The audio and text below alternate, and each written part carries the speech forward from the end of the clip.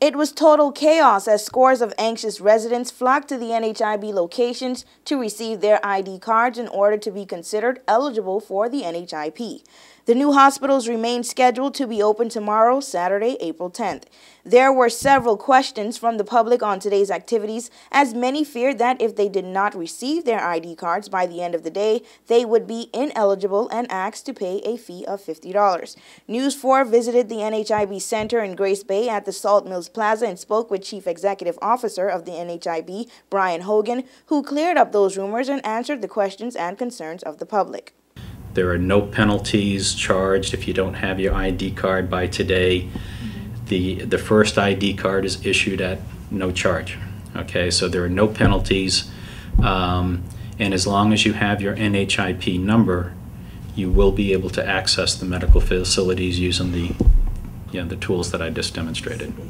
Hogan told News 4 that the beginning of the week was very slow as persons put receiving their ID cards on the back burner, but as those rumors began to circulate, the lines have been tremendously long and people were beginning to get frustrated.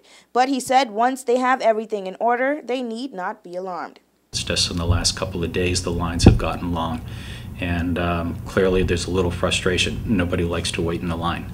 There's no reason to be alarmed here. You know, if you're registered, if you've made your contributions and you have your documents in order, everything will be fine. But what are the actual procedures? Hogan explained to News 4 that many misunderstood the process and have been sent back without a card.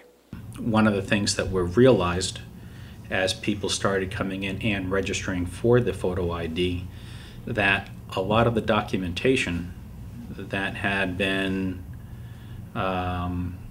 warranted by perhaps employers or other organizations as being in place weren't in fact in place. And so as part of this photo ID card exercise, people who have been bringing in documentations have in some situations needed to go and have them updated, have them renewed, have them complete in order to demonstrate that they've satisfied the enrollment criteria. So it's not just simply coming in, smiling, taking your photo ID card and having it and walk away.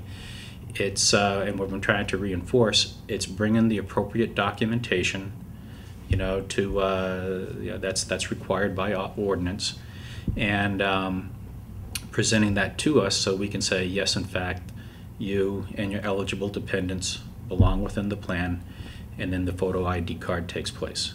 Hogan told our cameras that there are already 28,000 members of the plan and they intend to cover the full population of Providenciales as soon as possible.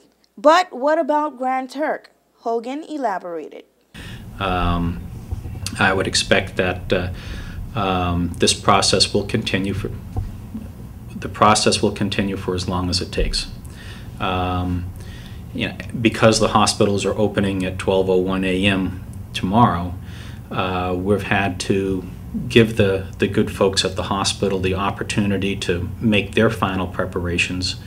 And so for today, we have not been issuing cards in either of the lobbies. On Monday, the lobby facility at the Cockburn Regional Medical Center in Grand Turk will be open for photo IDs. We will maintain our presence here on the ground floor of Salt Mills.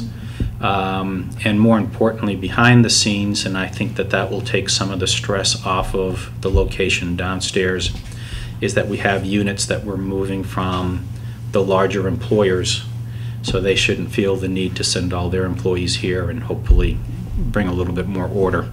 For WIV4 News, I'm Amanda Miller.